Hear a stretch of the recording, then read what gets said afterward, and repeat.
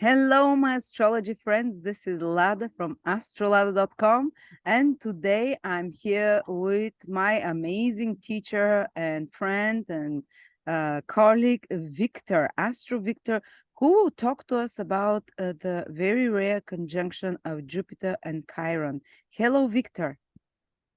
Hi, good morning, good afternoon, everyone. Good to be here again.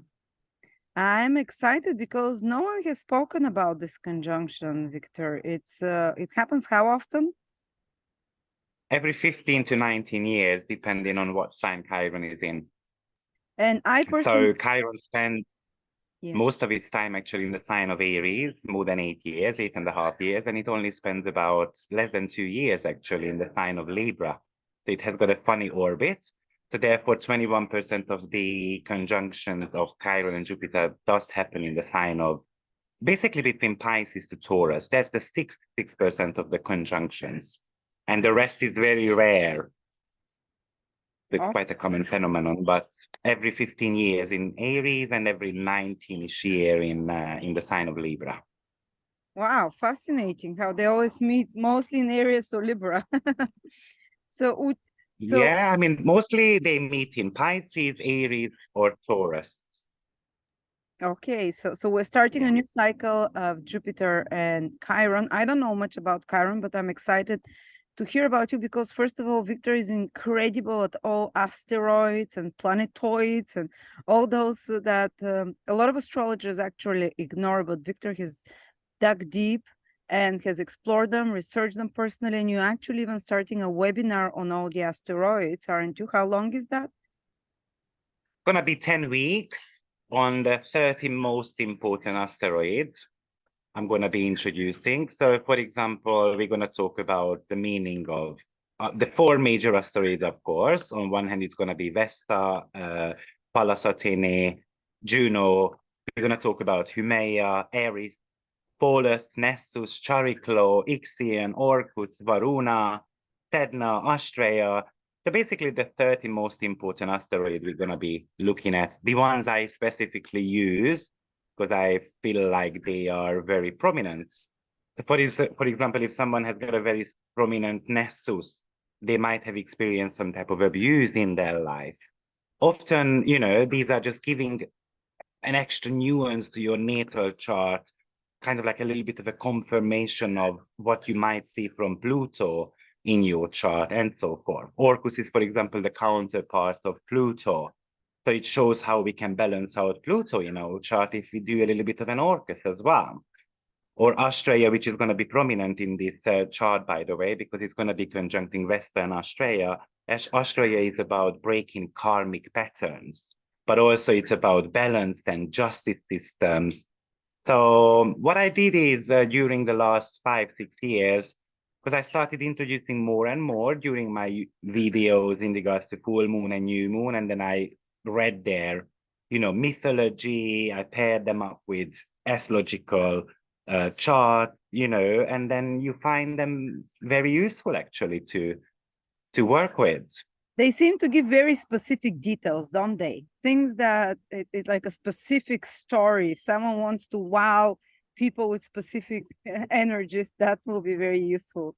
So you're like the contemporary Demetra, what was her name? The one that was working, the lady Prima that to Georgia, yes. I mean, she researched the four major asteroids. She did an amazing job on that. But there are more of them. I mean, there are 26,000 objects in the sky, we would not have the time to explore all of it. And I don't even know, 95% of them, but there is well, at it's least about 60, fascinating. 70 It's asteroids I use. fascinating because someone made a chart of me with asteroids, and they said that on my ascendant was the asteroid Bulgaria. There is apparently asteroid Bulgaria, and on my sun was the asteroid Lada. There is one that has my name.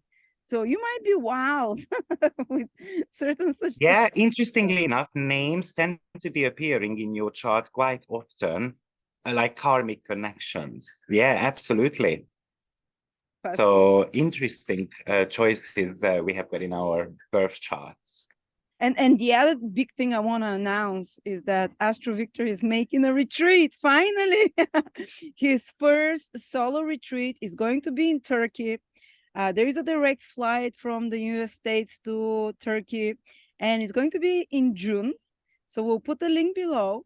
Anyone who wants a live, is it 5-day live? Going to be 5 days, all about relationship.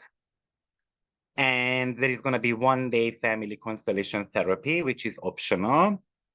And we are going to be clearing some of the relationship blockages as well. So that will be the program. You already have 15 people. 5 days, basically, 20 lectures. And the price is extremely reasonable for 5 days. Victor is with you all the time. And the prices, I don't even remember. What was that? It's going to be $600. $600 for the whole 5 days. You just have to buy a ticket and the accommodation in Turkey and the food, which is very cheap. That's probably the cheapest country in Europe. It's 1/4 of what you would pay anywhere else in the world. So Victor has made it very easy. Time to travel. Hopefully they don't lock us up again for some reason, but it's going to be sometime in June. And I'll put the link below if you're interested to look at everything. But now let's look at what will happen Jupiter Chiron. Yes, so I made a bit of presentation, so I'm going to share that with you.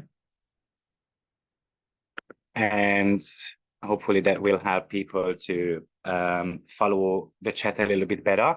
Basically, we're going to quickly look at the archetype of Jupiter, Chiron, and Aries, because this conjunction is going to happen in the sign of Aries.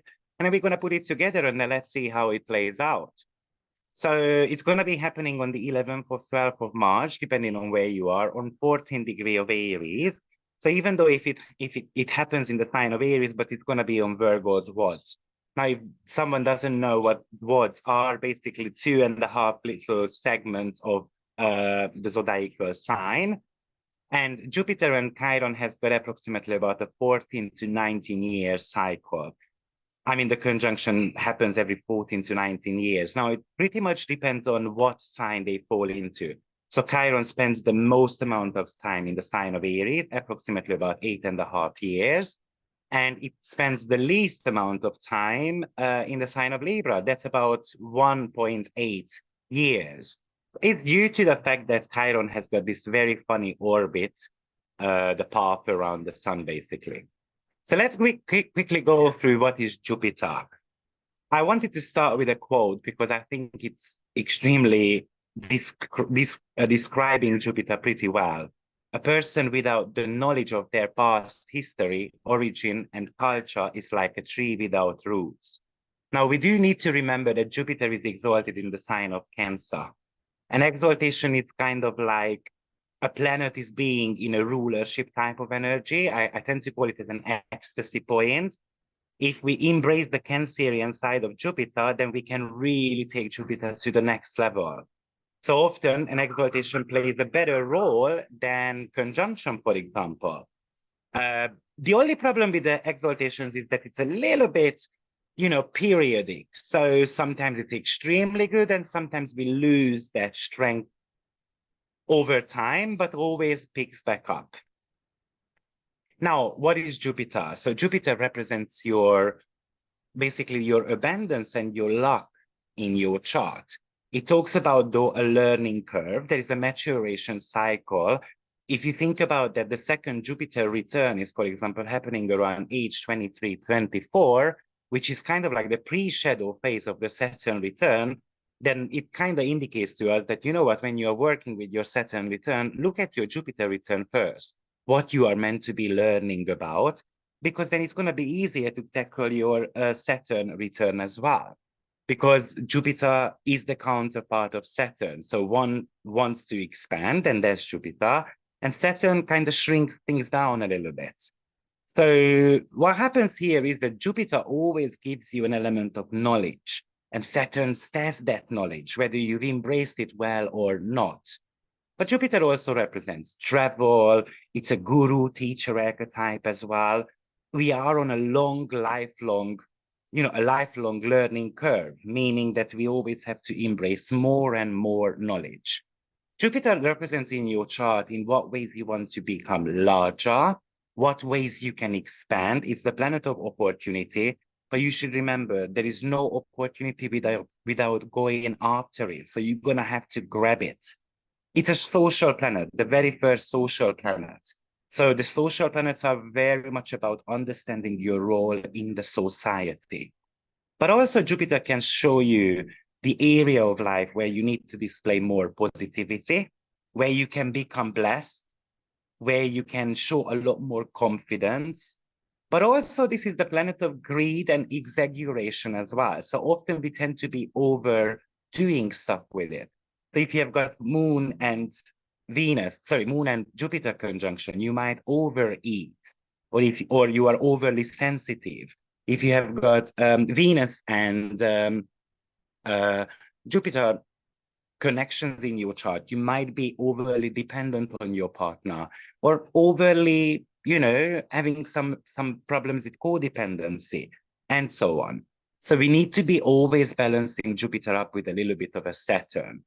It's also about blind optimism. It can show, where you have got the most wisdom intuitively as well. It's the meaning to life, and we need to have the urge to go out there and find meanings. We need to be exploring things. We need to learn and share these things with others as well. So the danger of Jupiter is that it becomes the eternal student.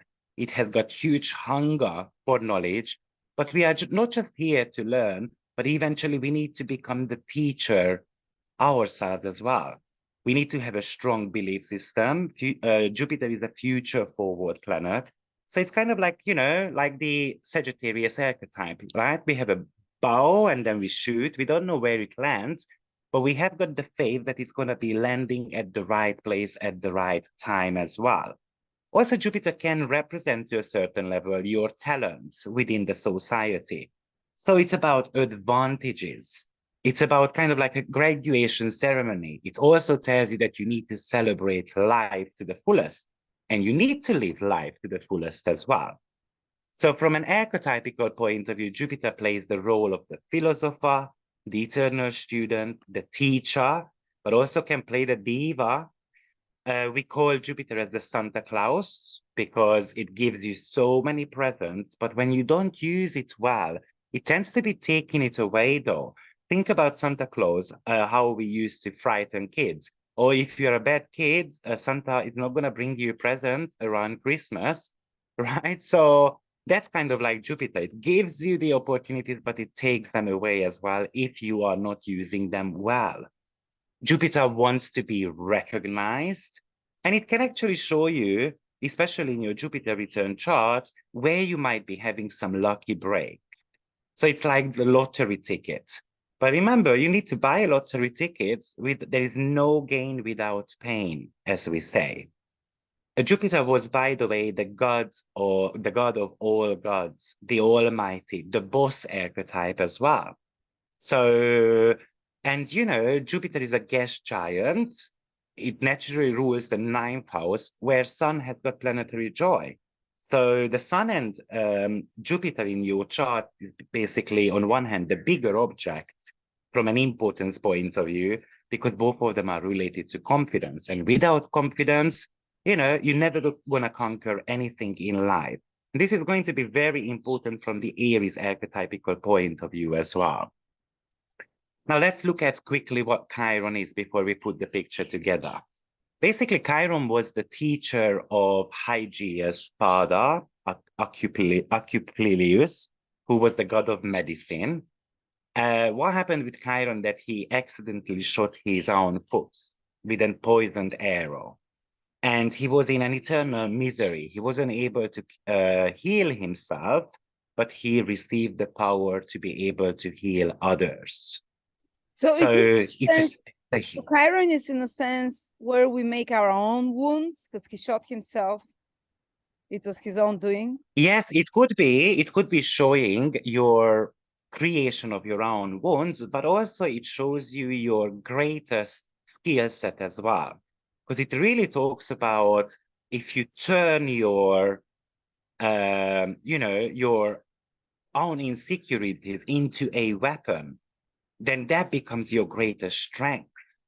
So Chiron can show in your chart the most vulnerable parts, but also it can show you once you have embraced it and you have faced your fears, where you can become the greatest as well. Because it does talk about healing powers. He had the ability to heal others. Obviously, your karmic journey is something you might not be able to heal yourself, and you're going to need help for it. But by helping others, this wound gets smaller and smaller.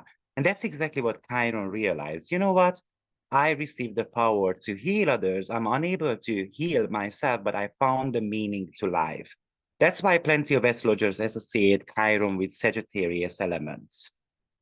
Often what we do with Chiron placement is that we overcompensate its position. We tend to be a little bit more on the negative side. For example, you know, I have got Chiron in the 3rd house. For a very long time, I was afraid to talk on social media. 3rd house rules social media. It was due to the fact that I got humiliated at school when I pronounced a word in German in a funny way, which meant something funny in my language, and everyone was laughing at me. And my teacher, which is, by the way, Chiron, told me, oh, you are stupid. You're never going to make it in life. You're always going to be poor, and you're never going to be able to learn a language. Horrible. And it got stuck in my head. And I was struggling with German for quite a long time. And that's when English came around. And I fell in love with English. And the motivation for me was to show that woman that, oh, I'm going to be able to speak better English or even German than you if I want to. So there was a motivation behind it. And you're going to have to find that inner strength with Chiron. Chiron spends average 4 years in a sign, but as I said, due to its orbital period, it's very funny though. Also, it's questionable whether Chiron is pretty much of a healer or a teacher archetype as well. As I said, he was the teacher of Hygeia and her father as well. They were the first to deal with medicine. So, you know, it's kind of like herbalism, for example, can belong to Chiron, and overall just the healing as well. But what he did was that he was teaching through personal experience. Of course, when we don't use Chiron in the right way, then we're going to play the role of the victim. And we might be saying that, poor me, you know, I'm always suffering. I'm never going to be able to stand up. So if you've got a prominent Chiron in your chart around your angles, for example, or in a tight aspect within about 3 degrees to your luminaries, you are here to heal others rather than focusing on your own pain. And by healing others, you are going to be healed. You are going to be able to heal yourself as well. Often Chiron is actually looked at as a professional asteroid too, because it could show in your chart what is holding you back to become successful. The excuses we come up with, and we blame karma for it, or we blame, you know, parental backgrounds and all those type of stuff. But Chiron really says that you're going to have to face these and you're going to have to let go of them. Often Chiron is associated with past lives as well. So often these traits are not necessarily kind of collected in this incarnation, but it comes from family lineage on your ancestry line. Also very interesting to mention about Chiron that it's the bridge between Saturn and Uranus. So Saturn is still a social planet. Uranus is already an outer planet. So basically, it brings a bridge between the physical realm and the spiritual realm. So it really talks to you about what is Uranus. It's about higher insight and knowledge. So it's giving shape and form to your intuition, if you like it, on a physical level. The ability to translate this divine language into spoken words. So Chiron, in my opinion, does represent spiritual field big time. Also, Chiron was about the keeper of ancient routines. It talks about animal welfare. Remember that it's half a horse and half a human, which also indicates to you that you are meant to be getting in touch with your animalistic and your humanitarian side at the same time. it also represents that bridge between Saturn and Uranus, that we are on a material plane, but without any higher divine knowledge, our life is never going to go anywhere. So it's the asteroid of wisdom. Very similar to Jupiter. They were half brothers, by the way. Oh, and Chiron also rules refugees too. So 66.5% of the conjunctions happen between Pisces and Taurus. That's where Chiron spends the most amount of time. So, this is quite a common conjunction, happens approximately about every 14 years in those signs. And it's the least amount of time he spends it in the sign of Virgo and Libra. So those are only 2% of the conjunction. So those are pretty rare.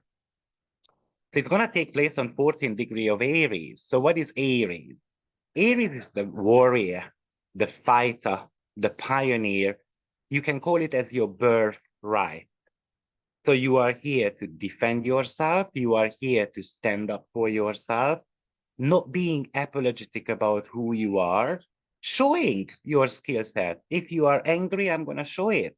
I usually say to parents, for example, if you have got an Aries kid, their birthright is to smack someone in the face. Now, it doesn't necessarily mean that, they should be running around killing each other, but it just shows that we cannot tell them not to fight for their right because they're going to become people pleasers. And that's the opposite sign of Aries. That's the danger of that. Aries represents the first 18 months of your life. A child cannot exist without mom, and that's why Aries needs to learn a lot about relationship. But they're going to be crying, they're going to be punching, they are going to be sleeping all the time. And if mommy is not there, probably the end is going to the world is going to end. So the first 18 months of our life is about survival, right? Am I going to be able to make in this world without the help of the mom? And this is a huge question Aries asks. It's about taking risks. It's about having a winning mindset. I'm the best, I'm the winner, I am who I am, and I'm not going to apologize about it. But it also acts on the instinct. Aries is a warrior, right? So the warrior doesn't win without strategies. And that's the downfall of Aries. The detrimental ruler of Aries is Saturn. So we're going to have a plan. You cannot go to the battlefield to try to fight without any help, Libra. And you cannot win without having a plan. So these are the downfalls of it. Often, or the highest manifestation of Aries is to become the pioneer and not fighting for the self anymore, but fighting for others. So if you think again about that baby, they have no idea about life, right? They are just purity, honesty, raw energy is what they represent. Either they're going to be smiling or they're going to be attacking. So that's the soldier archetype, right? So it's going to be defending their own right, or they're going to be defending or protecting the nation they are fighting for. Of course, this is about violence. I mean, the ruler of Aries is Mars, which comes from the word Marut, and Marut was the god of wind, the protector of fire. Of course, Aries is the hottest sign of all. It's very dry and very hot. So it's scorching. So some of the positive characteristics of Aries is that we initiate, we show bravery. We're going to be defending others. We're going to play the role of the hero. And it has got a goal to achieve. Aries is kind of like the very first, or Mars is the very first planet which leaves the kingdom behind, leaves the princess behind to gain experience, to gain wisdom, and to come back as a better person. Of course, they have got their selfish motives. They do that because they want to show the king that I'm able to do it. I'm just as good as you are. And the king is, of course, the sun. So the goal of Aries is always to become Capricorn, which is about being admired, being a leader somehow. Think about the sword, what Aries represents. It's straight. It's pointing towards something. The sword, you know, sometimes falls down, you're going to pick it up and then you're going to start again. It's like a child as well. When they fall down, they pick themselves up immediately and then they cry for 2 seconds. You give them a kiss and then they go again and going to make the same mistake. So important that these positive characteristics of Aries live through. Some of the negative ones are that we are angry, we causing arguments with others, we don't know how to deal with our anger somehow. We don't come up with a strategy, right? It's just like, again, a child. They don't know fear. They just jump into things. And also the consistency is a downfall as well. It's a very impatient sign. Often it's childlike. It doesn't have any goals. It has got issues of being led by others. So they need to learn to look up to someone because they need a role model, someone who is going to show them how to deal with this raw energy. And often Aries actually promises more than they can deliver because they do things without thinking. Also, Aries might not be able to stay in one place for too long because they always want to act on something. So it again shows somehow the impatience of this sign. The inner script of Aries, that they are programmed to win. They are brutally honest. They are um, calibrated to find the shortest way of victory. They want to get the gold medal. They want to be celebrated all the time. From a relationship point of view, they love one night stand because they need excitement. They want to experimenting things. And also they need that childlike energy, right? That I am getting the attention of my mom. So obviously it's very connected to relationships overall. Aries wants to seduce others. It wants to brag about things, how long I can last for, or how many girls I've slept with, and all those type of stuff. And they figure out the woman very easily. Aries figures out the women very easily. They know what they want to hear, so they're gonna act the beginning to get them, to seduce them. They want to satisfy their instinct. But where is the intimacy here? So that's one of the problems of Aries, intimacy, lacking, making those strong connections with others. Now, Aries is ruled by Mars, and Mars also rules Scorpio. Scorpio is able to make that intimacy. So, but Aries just not yet, because everything revolves around me. Often, Aries in a female's life shows that we play the role of the victim. We play the role of a weak lady. As soon as they got the guy, they're going to be extremely strong and they're going to take control and they're going to show a different side of themselves. So your inner drama is always shown by the placement of Mars, the sign of the ascendant, and its ruler. So you're going to have to combine the archetypes to get a clearer picture, by the way. So let's put them together.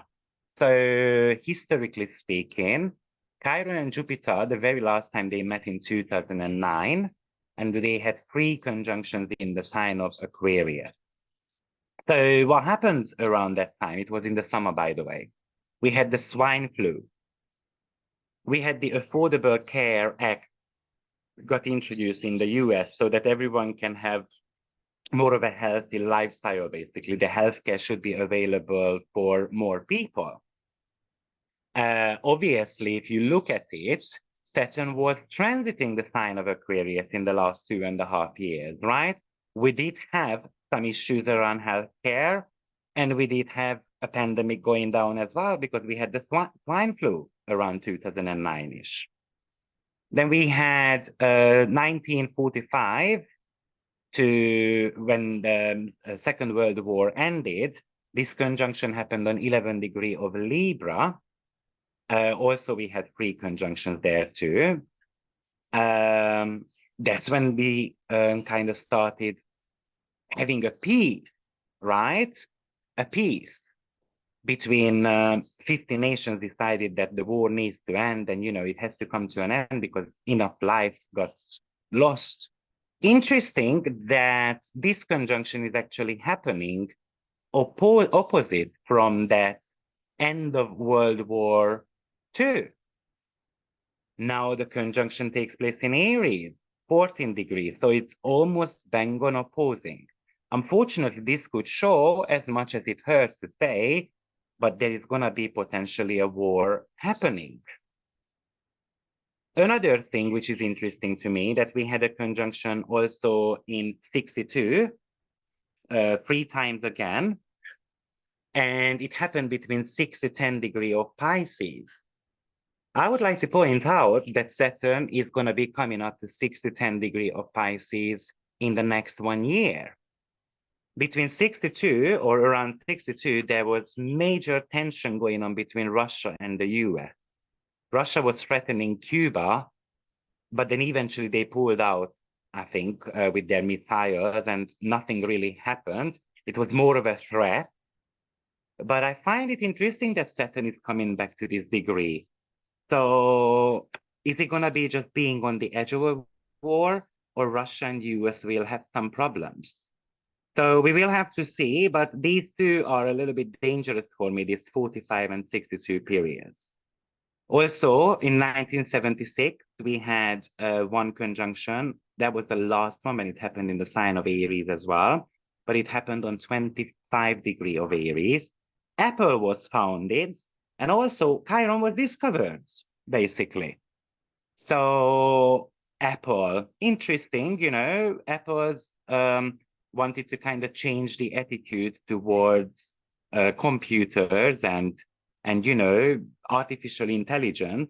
So this conjunction can show the rise of something as huge as Apple, most likely technologically speaking. And then we had one conjunction in 1990 as well.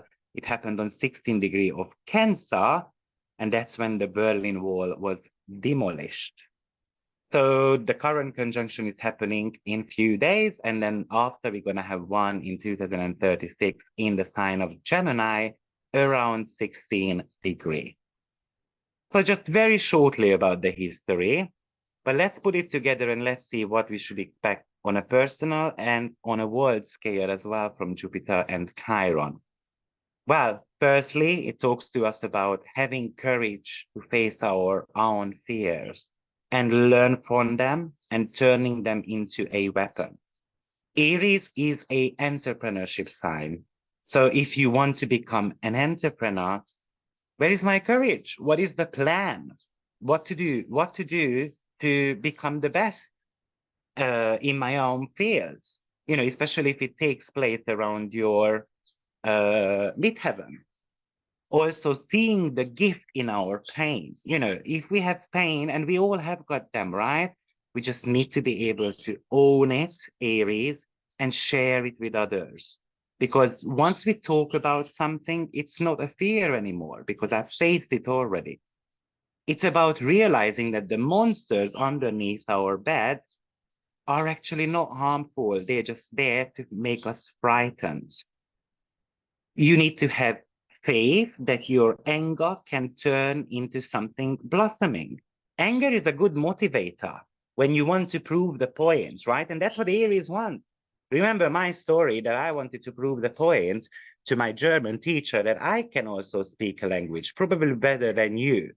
And what I did was I went to a German competition, and I had 1 week to prepare myself, and I could win a journey to Germany, actually, free of charge for 6 weeks. And even though I did not win, but I came 5th place, out of 40 students, and I could go to Germany for 6 weeks. The first 6 people won kind of like a little bit of a scholarship, really. And then I went back to that teacher, and proudly I told her, I won a competition. You remember what you said to me? So anyway, Aries is the battle, right? A battle, sorry, not a battle, a battle. So we can win. We just need to have faith in ourselves. On a worldly scale, It could really talk about, for example, finding a new cure for sexual diseases. And probably Jupiter makes it available very quickly to others. I heard it recently that they managed to heal someone from HIV, which is really an Aries type of illness anyway. It could show, by the way, a potential pandemic. This seems to be a very typical stuff with Jupiter and Chiron conjunction. It could talk about, for example, that they're going to be providing more support against discrimination or domestic violence, or even we're going to be dealing with refugees and immigrants in a different way. Most likely there is going to be some new legislation coming about, you know, whether we welcome people or not. So the border is going to be a huge topic. Also, this could talk about that, you know, they either going to get restricted to go somewhere. I don't think they will get restricted. Maybe the restriction is going to come with the Saturn-Neptune conjunction when it gets to Aries on 0 degree. I think this time around, they're going to be allowed to travel and they can go wherever they want. Sorry, Lada? I said I agree with you.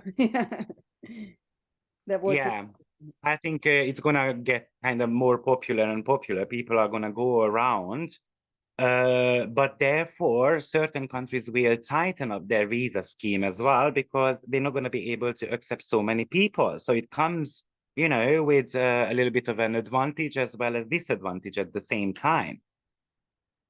Also, probably the discrimination of immigrants, right? I can see it also, you know, I travel a lot and I can see that, oh, you know, these people are coming into our country, they get visa easily, and then we have to struggle and they don't have to pay rent and all those type of things. You know, I can hear it a lot at certain places, unfortunately. And I understand both sides, right? So, you know, no one to blame there. Maybe the travel industry will change significantly. Maybe the sex industry will change, meaning that there is going to be new legislation around, you know, whether the sex shops can be open, for example, or how to upload, you know, porn and so forth, who can watch porn. I just heard recently that if you are under 18, you cannot watch TikTok for longer period than, you know, 1 hour a day. Interesting approach. I think it's a little bit of an Aries-like as well, trying to prompt the kids to be more active, because it's a problem. We sit all in front of the computer all the time. Unfortunately, it also can talk about that we're going to have more and more homeless people on the streets as well. Why obviously. How is it connected? Say again? Why homeless? How is that connected to Chiron? Well, because if you think about Chiron ruling the refugees, and now and I'm not going to go into the mythological part of Chiron in that sense, but basically he was the half-brother of Jupiter, and one pretty much represented one side of the mountain, the other one's the shadow side of the mountain, and Chiron wasn't really allowed to go on the other side. So he kind of got rejection. Yeah, wounded minorities. Wounded minority. The wounded minority, yes. So unfortunately, this could show that there is going to be more homeless people on the street. And to be frank, it wouldn't be a shock, right? Because there is this price crisis going on at the moment. There are probably natural disasters happening. Pluto in sign of Aquarius can show that to us also. And if you just think about the recent earthquake, you know, how many people lost their life, and more importantly, 3-4, you know, cities kind of got demolished. And those people have ended up on the streets, you know, but also this could really show that homeopathy is going to grow significantly. The natural medicine will rise again, or people are going to be combining natural remedies with the, you know, with the traditional, well, so-called traditional, because our our hospital system is not really the traditional one, right? But in our mind, it's the traditional healing. Probably it's going to get mixed up with natural medicine. However, I also believe that there is a possibility that they are not going to allow, these healers by law to practice, and everything is going to be given to the doctors. It started happening in Hungary. The psychologists are pretty much not psychologists anymore. Only hospital workers can prescribe tablets and stuff like that to clients. A psychologist can only give mental health support. That's the type of things which I'm expecting to grow actually with this Jupiter and Chiron, in a sense, restricting medicine as well. But the merge of holistic medicine and alternative treatments, I think it's going to be coming up, and it's going to become more and more important to others. The realization that these tablets are, often just placebo. Also, the change of roles of medical practitioners, maybe the way they study, maybe the licensing, as I mentioned, can change significantly. And on top of that, I also feel like that the education system will change. Maybe it's going to be happening online, maybe it's going to be shorter, maybe it's going to be more practical, but the realization that this is outdated and we need to change that. And I think it's really about time to change, because I think it's not working, this educational system anymore. Also, on a personal level, this would talk to you about to realize that we all were born with a purpose, and we all have got the right to live. So it could talk about fight for survival, that the minority people will try to scoop themselves up, to stand up for themselves. And often it has to happen with a sword as well. So they're going to have to go on the street, Yes, life is extremely hard, but to make it better, we need to get out of our comfort zone as well. We need to take risk. We all need to know that at one point we're going to fall down, or we're all going to get rejected, but standing up and going again is the most important part. We all need to live a fulfilling life. We shouldn't be afraid of these challenges, and often these challenges are, in regards to guilt and shame, and Chiron rules those as well. Guilt and shame. Guilt is also associated with Saturn. Shame is associated with Uranus.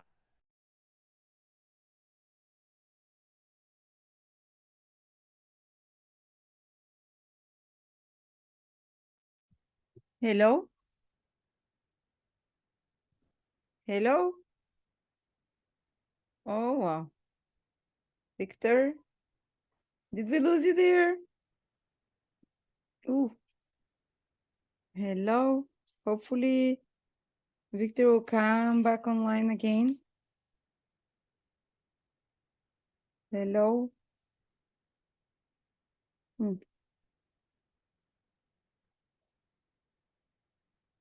Oh, sorry, I paused the recording while you came back. Oh, okay. I lost a little bit of a connection. So I was talking about the changes around social media, the realization that most of our wounds nowadays are connected to social media. There could be a realization about it. And I wouldn't be shocked, actually, when Facebook announced that you're going to have to pay $14 to be on Facebook and stuff like that. So it's very possible that there is going to be some changes around social media. So ask yourself the question, what are my wounds? Do you have any type of sexual trauma you need to come through, or you need to dissolve, basically? How to take your sexual experiences to the next level? Because nowadays what happens in the relationship department, that we all became the hunters. We're craving for experiences, but we are afraid to make connections with others. So there is a need to start healing that.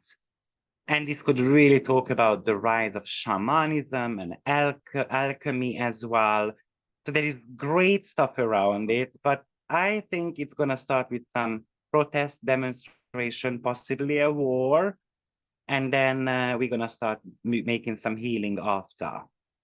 Now, we do have got two major asteroids in conjunction to this Jupiter and Chiron. One of them is Vesta, which is bang on 14 degree as well. And the other one is Astrea, which is on 12 degree. Now, Vesta is about spiritual awakening. Vesta is about concentrating on something. And also it's an investment asteroid as well. So it could really show that there is going to be rectification going on around the investment and the cryptocurrency market. Maybe it's